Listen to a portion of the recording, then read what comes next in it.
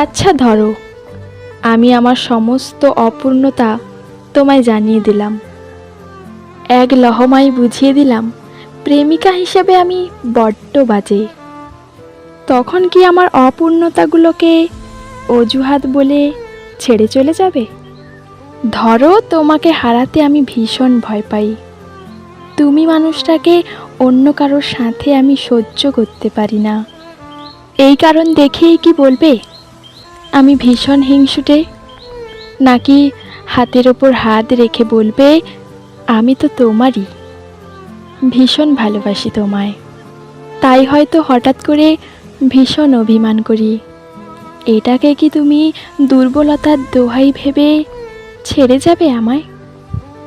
নাকি মাথায় হাত বুলিয়ে বলবে শান্ত হও, আমি তো আছি। ধরো, সময় দিচ্ছ না একদম, আমি পাগলের মতো অপেক্ষা করছি। যদি মাথা গরম করে ফুঁপিয়ে বলে উঠি তোমার ব্যস্ততার মাঝে আমায় একটু সময় দাও, এটা আমার অধিকার, তখন কি তুমি রাগ করে বলবে আমি এখন ব্যস্ত, এখন আমার কাছে ছেলে মানুষই করো না? নাকি বলবে একটু অপেক্ষা করো, আমি তো পুরোটাই তোমার।